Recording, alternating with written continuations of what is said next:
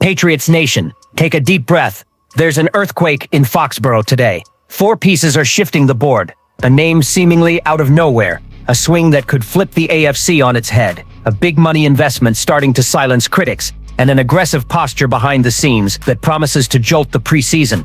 There's speed, there's pressure on the quarterback, and there's long-term vision. Who said 2025 would be nothing but a rebuild? What if the turnaround is already happening right in front of us? You won't believe what we've got today. So sit down, hit that like button, and let's dive straight into the news. What if the offensive spark starts with a name almost no one had on the board? Phil Lutz, the wideout who took the road less glamorous, Tufts, then Delaware. Invited to rookie minicamp, just signed with the Patriots right before Thursday's preseason finale against the Giants on August 21 at MetLife Stadium. The move coincided with Isaiah Ayton heading to injured reserve, opening a spot for the rookie to show what he's got. Sounds minor? Stay with me. Beyond juicing competition in the receiver room, Lutz's arrival tweaks third down packages and gives the staff ammo for last-minute adjustments before roster cutdowns. It's an underdog with perfect timing and a national stage to prove it. Lutz isn't just another camp body. In 2024, he led Delaware with 45 catches, 63 yards, and 11 touchdowns across 2 seasons with the Blue Hens. He hit 59 for 1,171 and 12 scores. Before that, he exploded at Tufts with 52 receptions, 2,268 yards, and 18 touchdowns. He lands in Foxboro with the right mindset, talking openly about seeking discomfort and daily growth, and he's already on the field in 16. One important detail, he took part in the local pro day and rookie minicamp, a signal the front office's interest goes back to April. College production, a steady development curve, and a history of winning intermediate routes make him a profile built for an immediate test. The competitive landscape is deep and unforgiving. Stephon Diggs sets the standard for separation and leadership. Demario "Pop" Douglas is a headache in short space. Mac Hollins brings size and blocking, and the youth battle is on fire with Kyle Williams, Efton Kism III, Javon Baker, and Jalen Polk. On some depth charts, Lutz slots as a back-end option, but the latter is real. Baker has been flashing on special teams, securing snaps with versatility. Kism has become a useful piece in preseason, and Polk is still fighting for volume after an up-and-down 2020. Lutz steps into that cauldron with one trump card, attacking soft zones on rhythm. The path for Lutz to crack the 53 comes in 2 lanes. First, immediate utility as a slot option in 11 personnel, winning on options, digs, and crossers to convert short third downs. Second, special teams impact, gunners who tackle, block on returns, and play with edge get real currency when the 53 is set. Thursday offers the perfect stage, tight game, situational calls, and coaches laser-focused on execution under pressure. If he converts 2 key third downs, the camp body label evaporates on the spot. If he pops in punt coverage, he's a legit candidate to be the 5th or 6th wideout. Zooming out, the macro fit matters. The disciplined slot opens more motion and Stack looks for Pop Douglas, stresses zone rules, and helps Josh McDaniels orchestrate long, steady drives, protecting Drake May with rhythm rather than chaos. That resonates on defense too. More sustained possessions mean a fresher pass rush in the 4th quarter. Exactly what Mike Rabel imagines when he talks about an aggressive front, with Milton Williams collapsing the pocket next to Christian Barmore. Worst case, Lutz is a practice squad lock who gets the first call-up when the depth chart springs a leak. Best case, he stamps his ticket on the 53 as a situational third down piece. And that wasn't even the most surprising part of the day. Breathe, Patriots fans. When an all-pro pass rusher wobbles onto the trade block, you measure ambition by the phone calls the front office makes. And Foxboro has already dialed. Reports say the Patriots checked in with the Bengals about Trey Hendrickson, the NFL's sack leader in 2024, and that alone should set off sirens across the AFC. The kicker, Cincinnati is reportedly listening while contract talks remain stuck in neutral, a rare window for any team that needs an alpha on the edge. Let's talk about the weight of the target. Hendrickson posted 17.5 sacks in 2024 and is riding a streak of Pro Bowls with first-team All-Pro credentials. This isn't hype, it's sustained elite production with back-to-back 17.5 sack seasons and a mountain of pressure since 2021. That changes game plans, protections, and your blitz calculus. Put him on the edge, and you force the quarterback to climb, right into the zone where New England's interior wants to crush the pocket. It's the geometry of pressure. Collapse the middle, set the hook outside, then reel in hurried throws and bad decisions. The financial timing fits too. The Patriots lead the league in cap space.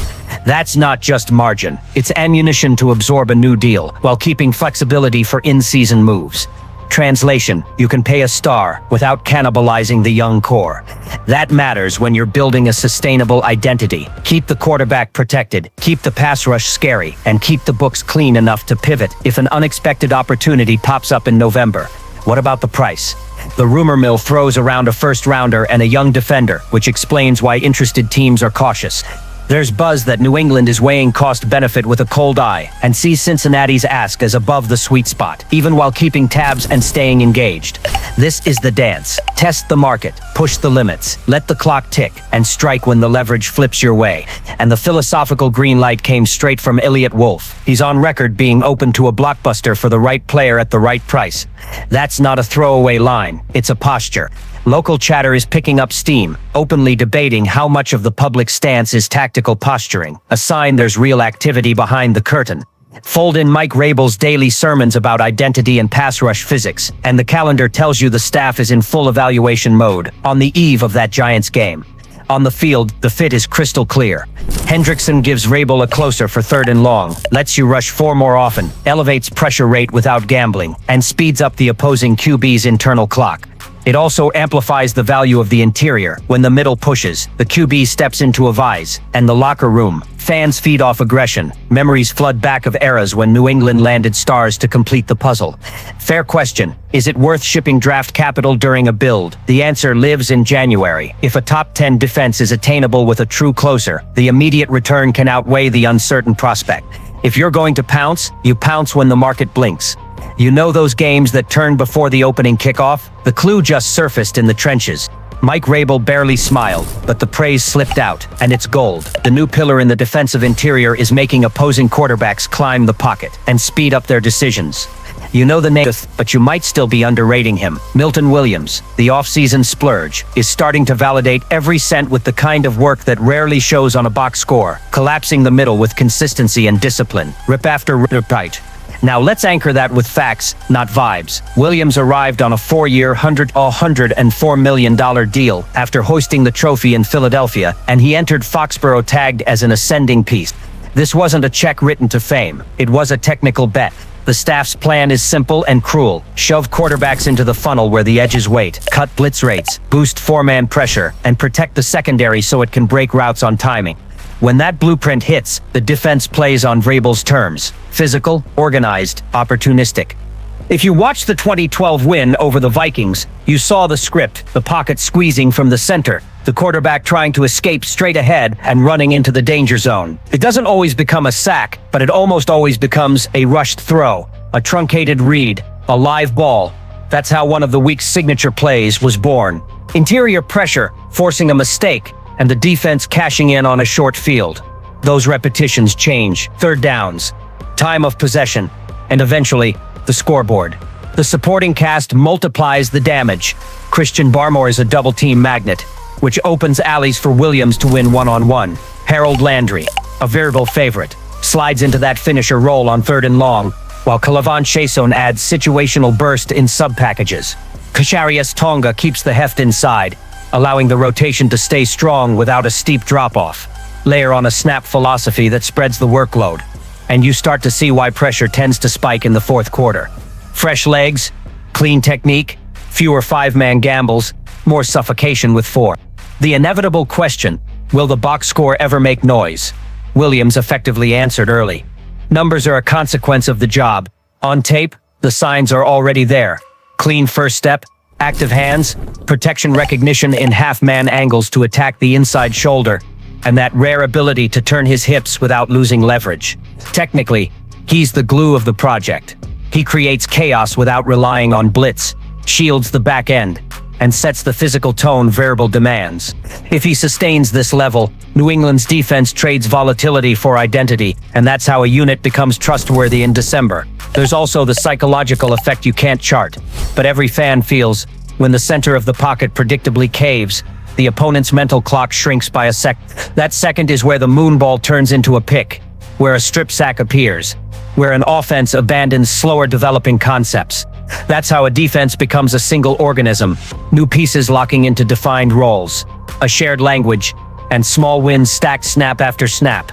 If the foundation is firm, the ceiling rises fast, and the next piece of that foundation might surprise you even more than you think. Just when you thought you'd seen it all, the philosophical shift shows up, the kind that can redefine a franchise's identity. Elliott Wolf, the executive running football operations, didn't hedge. He's absolutely open to a big move in the coming weeks. And it wasn't only when asked about Trey Hendrickson. It applied to any talent who fits the immediate impact profile. That line is music to a fan base tired of conservative moves since the departure of number 12. Now the vibe is that the tide's turning. It's impossible not to think of the days when Bill Belichick shocked the world by bringing in Randy Moss or Corey Dillon, leveling up the team from one season to the next. After years of tepid bets, this aggressive tone feels like nostalgia for a winning era.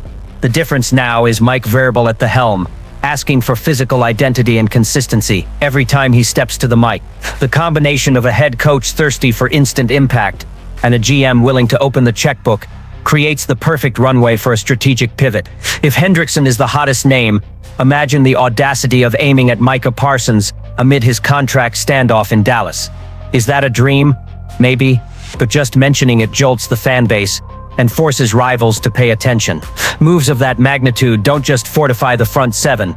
They send a clear message that the Patriots are back in the big game business, with surplus cap and draft capital in hand.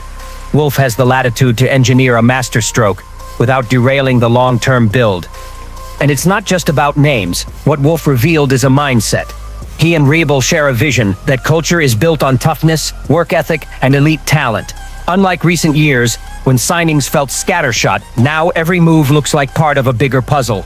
The offense gets oxygen, with underdogs like Phil Lutz fighting for a lane. The defense finds a new anchor in Milton Williams. And behind the scenes, there's a willingness to spend picks and dollars for superstars. When those three layers align, the result is transformation. Fans can feel it. Every trade rumor ignites comments across forums, social feeds, and local shows. Some demand all-out aggression. Others fear sacrificing high picks. But the truth is, after years in limbo, the word ambition is back in Foxboro's vocabulary. That's pure fuel for a season, many labeled a bridge year. And if Vrabel's first season delivers a playoff berth, the table is set. The question isn't whether something will happen, it's which bombshell lands first. And that brings us full circle. After 4 shockwaves in a row, the feeling is clear. The Patriots are no longer the team lost in its own maze. Phil Lutz rekindled the underdog fire this franchise has always embraced. The Hendrickson buzz showed a front office ready to be aggressive again. Milton Williams is already changing the defense's DNA, with impact that rarely shows up on spreadsheets, but wrecks game plans. And Elliott Wolf put it on the record. There's no fear of thinking big. Which of these moves do you think will shape this season the most? Drop your take in the comments, smash the like button, share this with your crew, and subscribe, because the revolution in Foxboro has already started, and we're riding every step together.